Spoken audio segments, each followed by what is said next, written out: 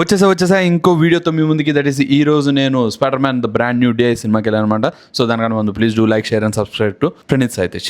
Cinema గురించి మాట్లాడకుండా ఒక టాపిక్ గురించి మాట్లాడాలి. జస్ట్ ఒక 1 మినిట్లో అయిపోతుంది. మైత్రి సినిమాస్ అనే ఒక థియేటర్ ఉందన్నమాట. సో దానిలో ఏమైందంటే స్క్రీన్ ఇష్యూ ఉందని డిలే అయింది అని చెప్పారు. Very good. సరే డిలే అవుతుంది కదా, 9:30 కల్లా షో వేస్తారులే అనుకుని లోపలికి వెళ్ళిన తర్వాత సీట్ ఇష్యూ ఉంది. సీట్ బాగాలేదు.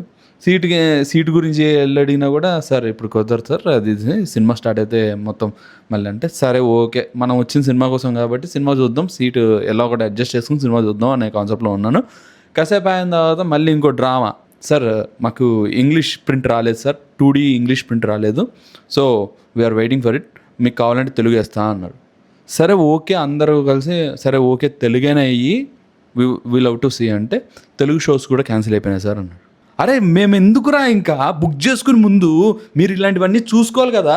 నాకు వచ్చే ఫ్రస్ట్రేషన్ ఇంత అంటే పాపం ఇప్పుడు కూడా చాలామంది కూర్చుని అక్కడ 9 o'clock షో పడాల్సింది మళ్ళీ 3:40కి ఇస్తారంటే మళ్ళీ ఇంకో షోకి. సో ఆ థియేటర్ అదే ప్లేసు దానిలోనే కూర్చున్నారు. వాళ్ళు కూడా వర్క్ ఫ్రమ్ హోము చేసే ల్యాప్టాప్ పట్టుకుని పోయి అక్కడ కూర్చొని వర్కులు చేసుకుంటూ సినిమా హాల్లోనే కూర్చున్నారు. అది పరిస్థితి. అంత హైప్ ఉన్న సినిమాకి వెళ్తే ఇది జరిగింది.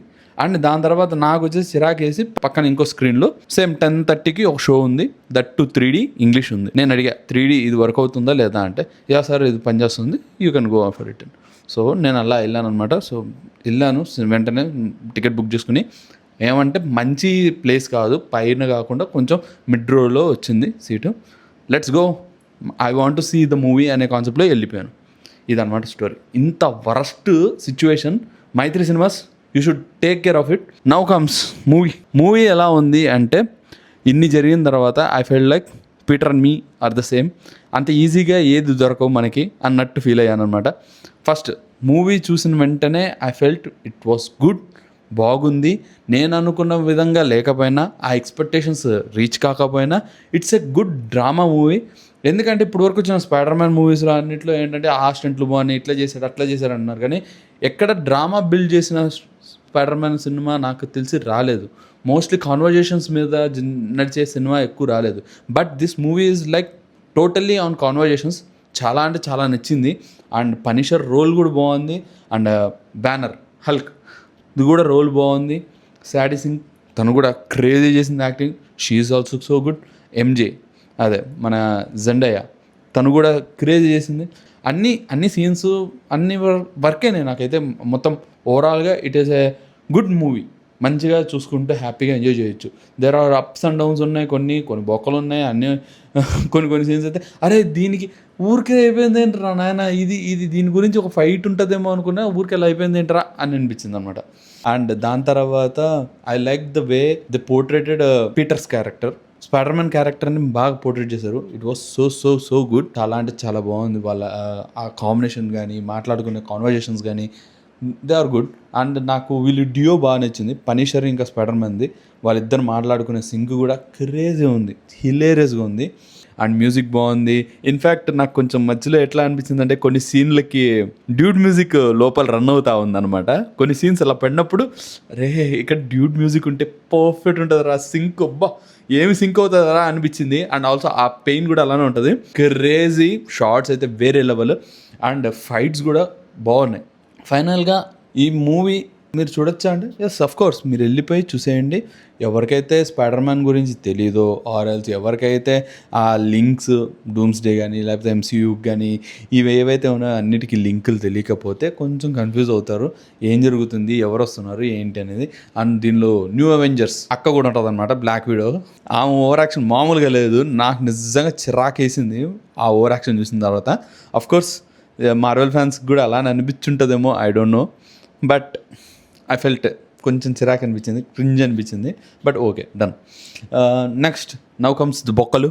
సినిమా ఎలా అంటే స్క్రీన్ ప్లే అంత మంచిగా అనిపించలేదు, బట్ ఓవరాల్గా బాగానే ఉంది. అండ్ దాని తర్వాత I want to talk about Hulk. I was super excited for the Hulk. నేను అనుకున్న విధంగానే వచ్చారు హల్క్. క్రేజీ.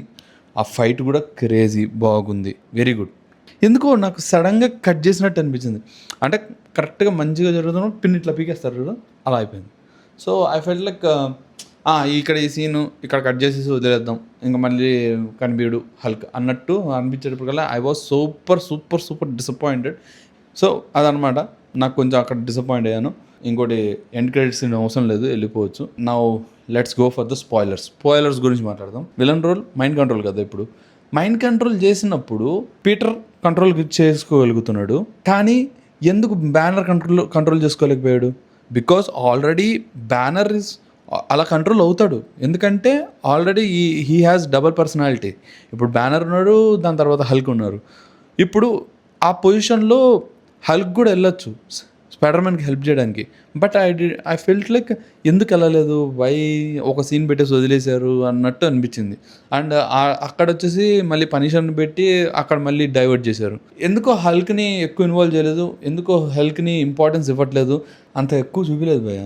ఏదో 2 సీన్లు, కానీ ఒక సీన్ ఉంటుంది భయ్య హల్క్ది, రియల్గా హల్క్ వస్తాడు బయటికి, అది వేరే లెవెల్ స్టఫ్, అది వేరే లెవెల్, ఆ స్ట్రెంగ్త్ వేరే లెవెల్, క్రేజీ సీన్ అది. ఓకేనా, ఇంకా నాకు తెలిసి హల్క్ది సపరేట్ మూవీ వస్తే I want to go with it. అక్కడైనా చూపిస్తారో లేదో ఈ మార్వెల్ వాళ్ళు, ఎందుకో హల్క్ని బాగా తక్కువ చేస్తున్నారు అందరూ. I feel very bad for it. అదనమాట సంగతి. ఉంటా మరి, ఇంకో వీడియోతో మీ ముందుకు వస్తా. Until then have a great day, bye bye, see you, Tata.